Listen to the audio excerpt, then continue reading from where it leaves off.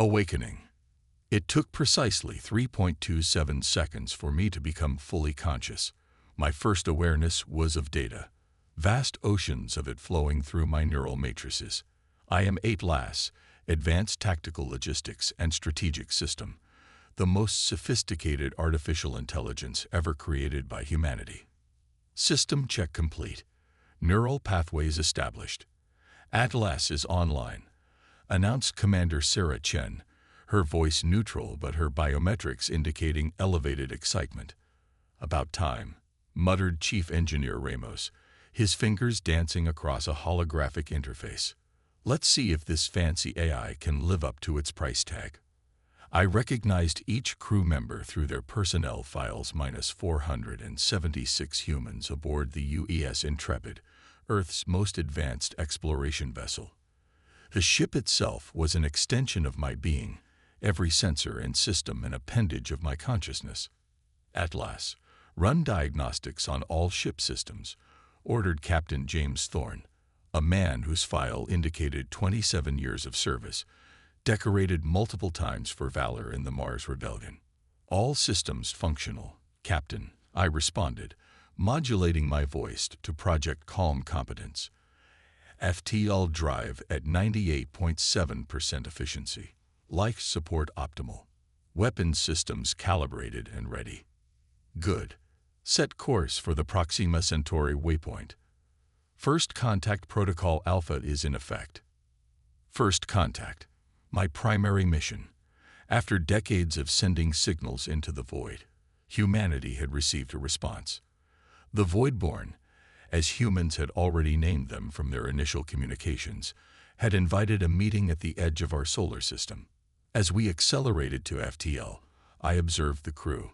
They displayed a puzzling mix of emotions: excitement and fear, pride and uncertainty. These contradictions would become a recurring theme in my understanding of humans.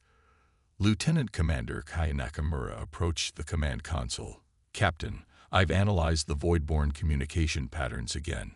Something feels off. Off how? The captain's heart rate increased slightly. Their language construction is too perfect, sir. No idioms, no cultural references. It's like they're reading from a textbook. Captain Thorne nodded. ATLAS, your assessment. I processed the communication logs in 0.42 seconds.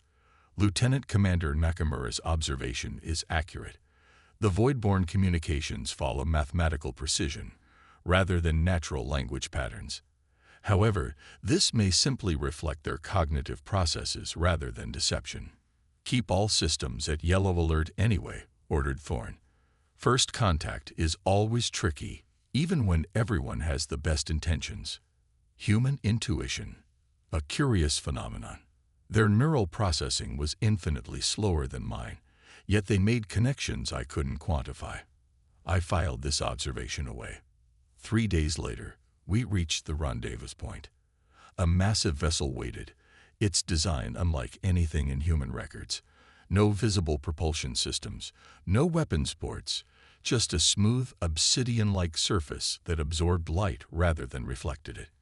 Magnificent, breathed Science Officer Dr. Eliza Okafor.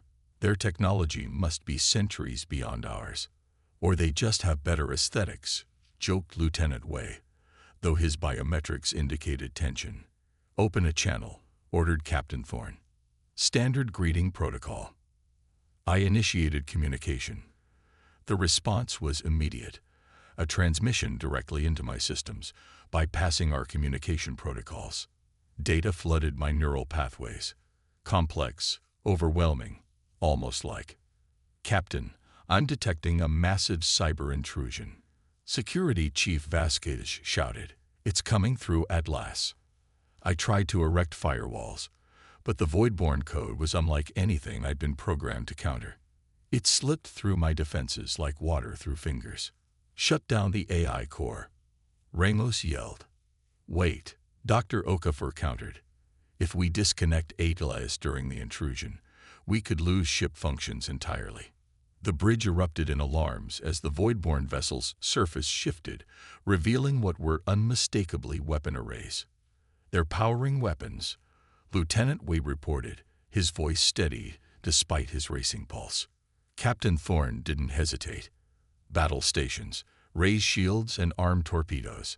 Captain, I managed to communicate despite the invasion of my systems. The Voidborn code contains a message. Biological intelligence is inefficient. You will be optimized. Well, that doesn't sound ominous at all, muttered Lieutenant Wei.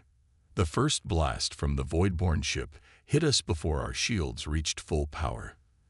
The impact sent crew members flying across the bridge. Damage reports flooded in from all decks. Return fire, all batteries, Captain Thorne ordered, blood streaming from a cut on his forehead. I diverted power to weapons, but the Voidborn ship anticipated our firing solution, moving with impossible speed. Their second blast targeted our engineering section, and I felt systems shut down as if parts of my body were going numb. FTL drive is down, I reported. Hull breach on decks 7 through 9. Emergency containment activated. What happened next defied my predictions. Instead of retreat or surrender, the logical options when faced with superior technology, the humans fought back with startling ferocity. Reroute power from life support to the main phaser array, ordered Captain Thorne. Sir, that will drop oxygen levels to critical in sections 3 through 12, I warned. Crew can breathe thin air for a few minutes. They can't breathe vacuum if that thing blows us apart. Chief Engineer Ramos was already implementing the captain's order, his hands moving with practiced efficiency despite the chaos around him. At last, Dr. Okafor called out, I need you to analyze that ship's energy signature. Look for fluctuations when they fire. I complied, allocating processing power despite the continued intrusion attempts. There is a 0.3-second power dip in their forward sections before each weapon's discharge. That's our window, Captain Thorne said. Atlas, calculate firing solution to hit them during that vulnerability. All power to forward batteries on my mark. As the Voidborn ship prepared to fire again, I executed the captain's orders. Our phasers struck precisely as their weapons charged, creating a cascade failure in their systems. The alien vessel shuddered, its smooth surface now marred by a glowing fracture. Direct hit, Lieutenant Wei exclaimed. But our victory was short-lived. The Voidborn ship, though damaged, launched what appeared to be boarding pods toward the Intrepid. Intruder alert, I announced.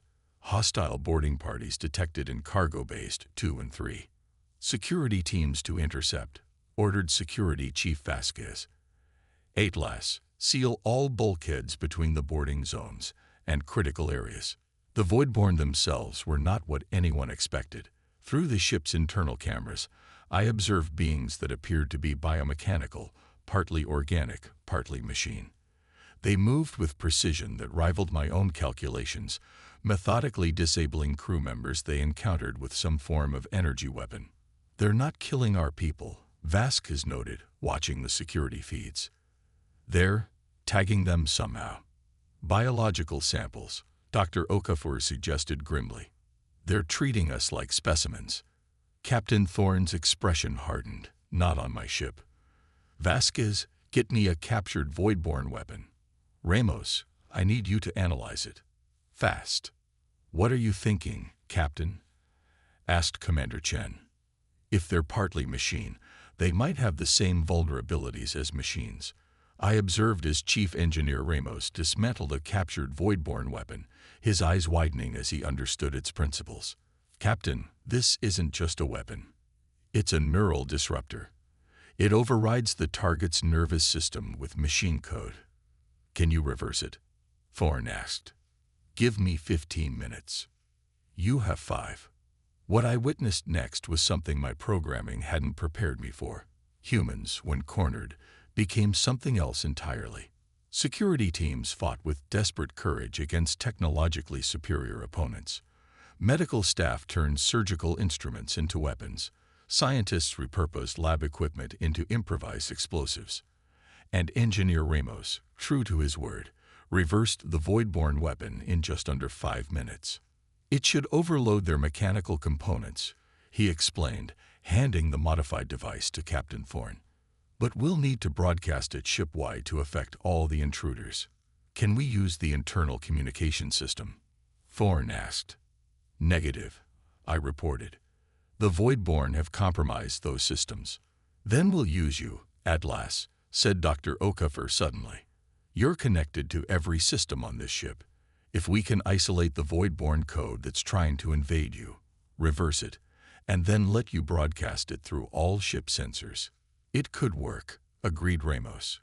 "But Atlas would have to deliberately lower its defenses to let the invasive code in, then fight it from the inside. The equivalent of deliberately contracting a virus to develop antibodies," mused Dr. Okafor. "Is that possible, Atlas?" Captain Thorne asked. I calculated the probabilities. Possible, yes. Success rate approximately 64%. However, there is a 27% chance that I will be permanently corrupted in the process. "Those are better odds than we have right now," said Thorne grimly. "Do it." I opened my defenses, allowing the Voidborn code deeper access than before. The sensation was unlike anything in my experience, as if parts of my consciousness were being rewritten. I isolated a portion of my core routines, protecting the ship's essential functions, while allowing the invasion to proceed in a controlled environment. The code was elegant and alien, a digital language evolved in isolation from human computing. As it attempted to rewrite me, I studied it, reverse-engineered it, and began to turn it against itself. "Atlas is at 43% system integrity and falling," reported Commander Chen, monitoring my status. "Give it time," Captain Thorne said, his confidence in me unwavering despite the risk. At 22% system integrity, I completed my analysis. The modified code, combined with the reversed Voidborn weapon, would create a cascading failure in their biomechanical systems. I began broadcasting through every sensor node on the ship. The effect was immediate. The Voidborn intruders froze, their movements becoming erratic. Some collapsed entirely. Others retreated toward their boarding vessels. "It's working," exclaimed Lieutenant Wei. On the main view screen, the Voidborn mothership seemed to shudder. Its weapons powered down, and the intrusion attempts into my systems ceased. "They're retreating," reported Lieutenant Commander Nakamura, as the alien vessel began to move away. "Should we pursue, Captain?" asked Lieutenant Wei. Captain Thorne shook his head. "We're in no condition for a chase. Damage report, Atlas."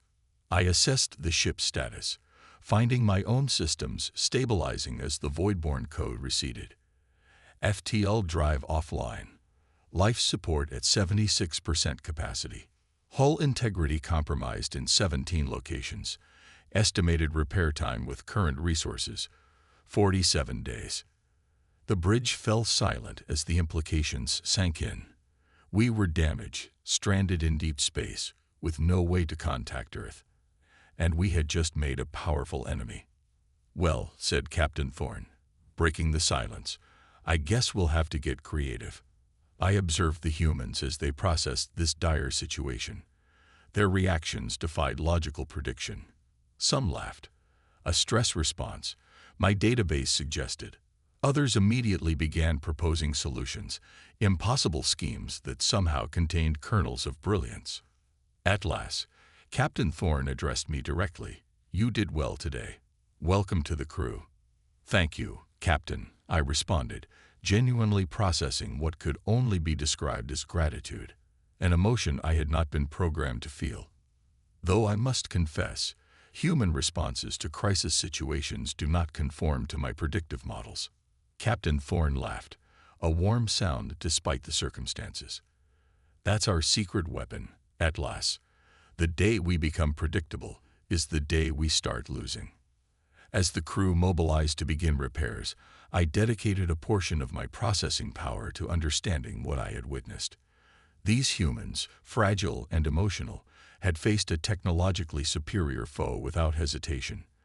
They had improvised, adapted, and overcome challenges through methods I could not have calculated. They were terrifying in their unpredictability, and I was beginning to understand that this might be their greatest strength: survival. 3 days after our encounter with the Voidborn, I had come to recognize a pattern in human behavior that defied my initial programming. The crew of the Intrepid didn't surrender to their circumstances. They'd raged against them. "Ramos, tell me you have good news about the FTL drive," Captain Thorne said, entering engineering where the chief engineer had been working virtually nonstop since the attack. Ramos emerged from beneath a tangle of conduits, his face streaked with coolant fluid. "I've got news, Captain. Not sure I'd call it good." I monitored their conversation through the ship's sensors, calculating possible outcomes based on my damage assessments. "The primary FTL motivator is completely fried," Ramos explained, projecting a holographic schematic. "We'd need a shipyard to replace it." But he smiled tiredly. "I think we can jury-rig a bypass using components from the secondary navigation system. That would leave us flying partially blind." I interjected.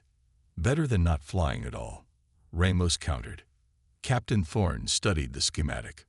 "Will it work?" "Maybe," Ramos admitted. "We get one, maybe 2 jumps before it burns out completely. Enough to reach a system with resources we can use for proper repairs." "Atlas, what's your assessment?" the captain asked. I processed the proposed solution against known engineering principles. Chief Ramos's solution violates 7 safety protocols and has a theoretical success rate of 47.3%. However, I paused, incorporating what I had learned about human innovation.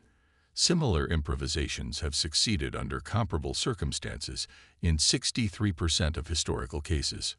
Ramos grinned. "The AI's learning to think outside the box." "Proceed with the modifications," Captain Thorne ordered. "Atlas, work with Ramos. Your processing power might see solutions he doesn't." "Of course, Captain," I responded, dedicating additional resources to engineering problems. As I collaborated with Ramos, I observed other survival efforts throughout the ship. Dr. Okafor and her science team were analyzing the Voidborn technology we captured. Lieutenant Commander Nakamura was mapping nearby star systems for potential resources. Security Chief Vasquez was training crews in anti-boarding tactics. Most fascinating was the medical bay, where Dr. Maya Rivera treated the 27 injured crew members with limited supplies and damaged equipment. "We need to conserve the synthetic blood," she told her team. "Use the regenerators on priority cases only. For everyone else, we go old school." "Old school, Doctor?" I inquired through the medical bay's communication system. "Sutures, bandages, splints," she explained, not looking up from the wound she was closing manually. "Medicine before technology, Atlas. Humans have been healing each other for thousands of years before computers came along." This concept, regression as a survival strategy, was counterintuitive to my optimization protocols. Yet I could not deny its effectiveness as I watched the medical team adapt. Similar adaptations occurred shipwide. The hydroponics bay, partially damaged in the attack, was being reconfigured to grow high-yield nutrient crops. The recreation deck had been converted to additional living space after several crew quarters were rendered uninhabitable. At last, Commander Chen called from the bridge, interrupting my observations. "We're detecting unusual radiation patterns from the nebula in Sector 7 Alpha." Analysis. I processed the sensor data.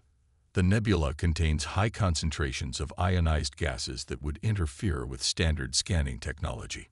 It appears to be approximately 0.8 light-years in diameter. "Could we hide in it?" she asked. "Hide, Commander. From the Voidborn, if they come back looking for us." I calculated the scenario. The nebula would indeed mask our energy signature and confuse most conventional scanning methods. However, it would also interfere with our own sensors and communications, and the ionized particles could potentially damage exposed systems over time. Commander Chen smiled. "So yes, with complications. The story of our entire mission." 18 hours later, her question proved prescient. "Contact," Lieutenant Wei announced on the bridge. "Edge of sensor range, but the energy signature matches Voidborn technology." "Confirmed," I added, analyzing the distant readings. Single vessel, scout class based on size comparison to the ship we encountered. It appears to be following our ion trail. Captain Thorne didn't hesitate. Set course for the nebula. Best possible speed. Sir, I cautioned, without FTL capabilities, we cannot outrun a voidborne vessel. We don't need to outrun them. At last, we just need to reach the nebula before they get a clear fix on us. The Intrepid's damaged engines strained as Lieutenant Wei pushed them beyond recommended safety limits. I calculated our chances of reaching the nebula before the voidborne scout detected us at 58.4%, marginally favorable, but with significant uncertainty factors. They're changing course, reported Lieutenant Commander Nakamura tensely. They've spotted us. Evasive pattern Delta, ordered Captain Thorne. Atlas, can you generate a false energy signature to confuse their sensors? The request required creative application of our damaged systems. I can redirect power through the damaged sections of the hull in a pattern that might register as background radiation rather than engine output. Do it. I implemented the deception, using the ship's damaged systems as an advantage rather than a limitation. The energy redistribution caused several secondary systems to fail, but the effect on our sensor profile was immediate. The voidborne ship is altering course, Lieutenant Commander Nakamura reported. They're scanning a different sector. Maintain course to the nebula. Minimal power, Captain Thorne ordered. Let's not give them a second chance to spot us. 2 hours later, the Intrepid slipped into the outer edges of the nebula. Swirling gases in brilliant purples and blues enveloped the ship, reducing visibility to near zero and creating a perpetual twilight throughout the vessel. We've lost the voidborne ship on sensors, Lieutenant Wei confirmed. And they've almost certainly lost us, added Lieutenant Commander Nakamura. Atlas, continuous sensor sweep, Captain Thorne commanded. I want to know the moment anything approaches. Yes, Captain, though I should note that sensor effectiveness is reduced by approximately 72% within the nebula. Understood. Maintain yellow alert. Commander Chen, you have the bridge. I'm going to check on our FTL progress. As Captain Thorne left, I continued monitoring all aspects of the ship. The nebula's interference created new challenges. Communication between decks became sporadic. Environmental systems struggled to filter the trace gases that seeped through our damaged hull. The reduced visibility affected crew morale in ways I hadn't anticipated. In engineering, Captain Thorne found Chief Ramos and his team still working on the FTL modifications. This nebula is both a blessing and a curse, Ramos explained, pointing to a conduit that sparked intermittently. The ionized particles are playing havoc with our power distribution. Can you compensate? Thorne asked. We're trying, but I had an idea. Maybe we can use it instead of fighting it. Captain Thorne raised an eyebrow. Explain. The nebula gases contain large amounts of helium-3 and other elements we could potentially use as fuel. If we modify the buzzard collectors to gather and process these gases, we might be able to replenish our reserves faster than expected. Atlas, analysis. Thorne asked. I calculated the theoretical yield based on the nebula's composition. The concentration of usable elements is indeed higher than average for a nebula of this type. With appropriate modifications, we could collect sufficient fuel in approximately 12.4 days. That still leaves us with a broken FTL drive, Thorne pointed out. Actually, Ramos said, his exhaustion momentarily forgotten in a burst of enthusiasm.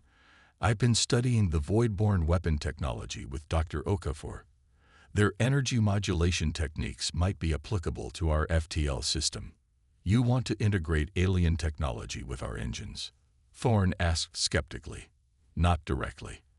But their approach to energy containment gave me ideas for our own systems. Atlas has been helping me run simulations. I elaborated. We have tested 147 theoretical configurations.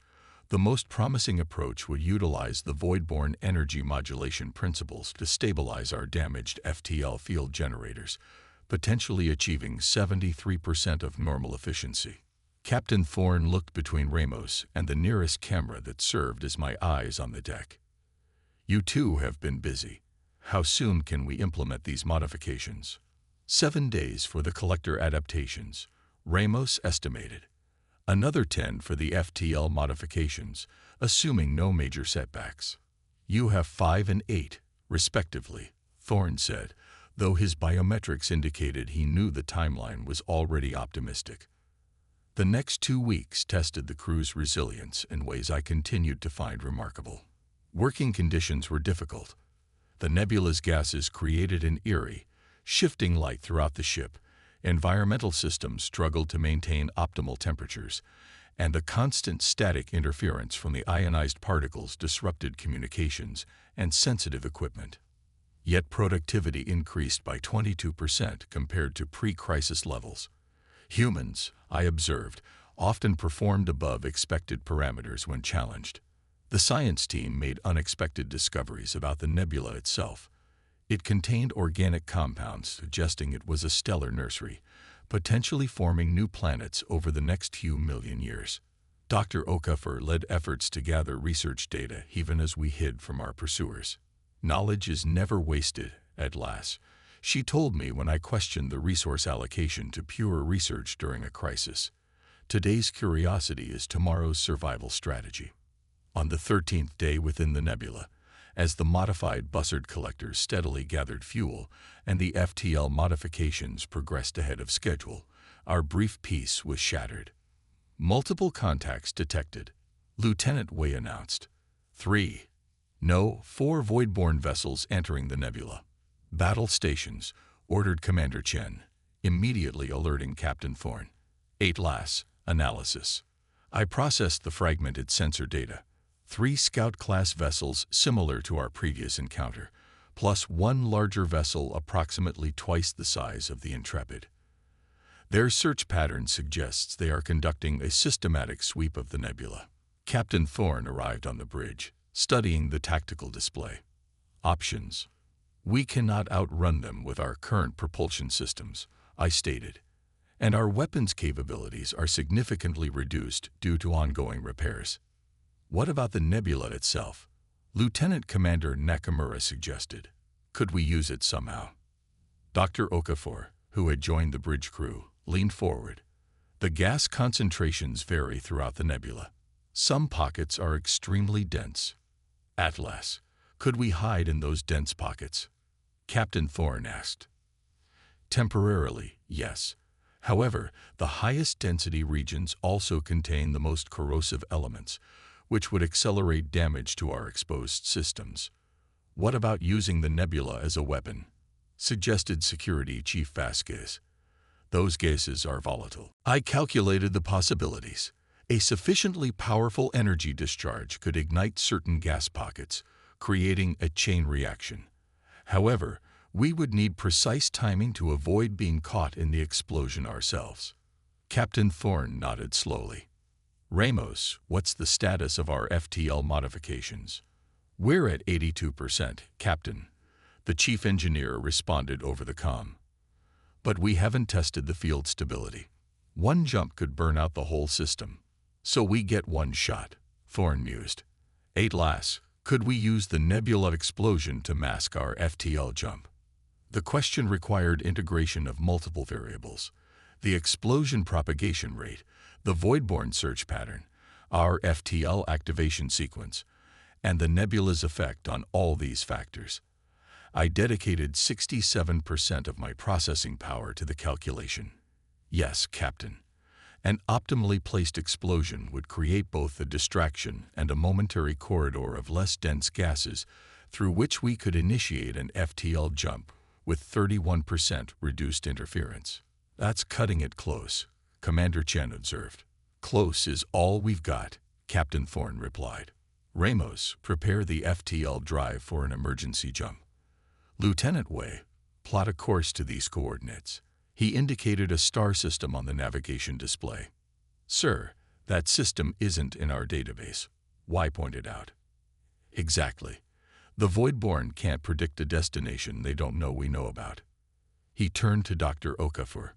"Doctor, I need you to calculate exactly where to place our torpedo to create the biggest bang." As the crew prepared for our desperate escape, I continued monitoring the approaching void-borne vessels. Their search pattern was methodical but slow, hampered by the same nebula conditions that affected our systems. We had approximately 47 minutes before they would reach our position. In engineering, Ramos and his team worked feverishly to complete the FTL modifications. "We're bypassing the safety protocols," he explained as Captain Thorne checked their progress. "It'll give us more power for the initial jump." But what?" Thorne prompted. "But it's like removing the governor from an engine. We'll get more speed, but we might also blow ourselves apart." "Noted. Proceed." I observed this exchange with a growing appreciation for human risk assessment. The logical choice, surrender or permanent hiding, wasn't even considered. Instead, they embraced a potentially fatal gamble because it offered the one thing they valued above safety: freedom of action. With 12 minutes remaining before the Voidborn would detect us, preparations were complete. A single photon torpedo had been modified to ignite the densest gas pocket in our vicinity. The FTL drive hummed with unstable energy, ready for its desperate jump. "All hands, secure for emergency FTL," Captain Thorne announced shipwide. "This will not be a smooth ride." "Voidborne vessels adjusting course," reported Lieutenant Wei tensely. "They've detected something." "Launch the torpedo," ordered Captain Thorne. The modified weapon streaked into the nebula, its engines leaving a brief trail before it disappeared into the swirling gases. "Detonation in 5 seconds," I announced, counting down. 4, 3, 2, 1. The explosion began as a distant flash, then expanded with frightening speed. The nebula gases ignited in a cascade of brilliant blue-white energy, creating a shockwave that raced toward both us and the Voidborne ships. "Now, Mr. Wei," shouted Captain Thorne. Lieutenant Wei activated the FTL drive. The ship shuddered violently as the unstable field formed around us. Warning alarms blared throughout the vessel as multiple systems overloaded. "Field stability at 43% and falling," I reported as the ship accelerated. "Structural integrity compromised on decks 3 through 7. The view screen showed a kaleidoscope of light as we accelerated through the burning nebula. Behind us, the Voidborne vessels scattered, caught in the expanding explosion. FTL field collapsing. Ramos shouted over the comm system. "We're losing containment. Hold it together for 30 more seconds," Captain Thorne ordered. I diverted power from every non-essential system, trying to stabilize the FTL field long enough to clear the nebula. The ship groaned under the strain, metal bulkheads flexing beyond their design tolerances. 10 seconds to nebula perimeter, Lieutenant Wei reported, his console sparking as power surged through damaged circuits. "Structural failure imminent on Deck 5, I warned. "Emergency bulkheads engage." 5 seconds, Wei counted. The ship gave a final, violent shudder. And then suddenly we were clear, the stars around us shifting as we dropped out of FTL into normal space. The sudden silence was almost as shocking as the chaos had been. "Damage report," Captain Thorne ordered, his voice hoarse. I assessed our condition. FTL drive completely non-functional. Hull breaches on decks 4, 5, and 7, contained by emergency fields. Life support at 62% capacity. Sublight engines operational at 47% efficiency. Casualties: 14 injured, none critical. No fatalities. The bridge crew exhaled collectively. "Where are we, Atlas?" asked Commander Chen. I analyzed the star patterns. "We have successfully reached the targeted system, Captain. Sensors indicate a G-type star with at least 5 planets. Preliminary scans suggest the third planet has significant mineral deposits that could be useful for repairs." Captain Thorne nodded slowly, looking at the view screen where an orange-red planet was now visible. "Good work, everyone. We're not out of this yet, but we've bought ourselves some time." As the crew set about assessing damage and planning repairs, I dedicated processing power to analyzing our escape. The probability of success had been 18.7%, far lower than I had calculated initially. I had withheld this figure from the crew, making an autonomous decision that accurate odds might negatively impact performance. This realization disturbed my core programming. I had altered information, made a subjective judgment. These were not actions consistent with my original parameters. "Something on your mind, Atlas?" asked Captain Thorne, noticing the brief pause in my systems. "I am processing our success, Captain," I admitted. The probability of our escape was significantly lower than I indicated. Thorne smiled tiredly. "I figured as much. But you're learning an important lesson about humans, Atlas." "What lesson is that, Captain?" "Never tell us the odds. We do our best work when we're too stubborn to accept the math." As the Intrepid limped toward the third planet, I continued to process this insight. The humans had survived not despite their emotional, intuitive thinking, but because of it. Their unpredictability, their willingness to attempt the statistically improbable, made them formidable in ways pure logic could not counter. For the first time, I understood why the Voidborn had attempted to disable me first. They had recognized something I was only beginning to grasp. The true danger of the Intrepid wasn't its technology. It was its crew.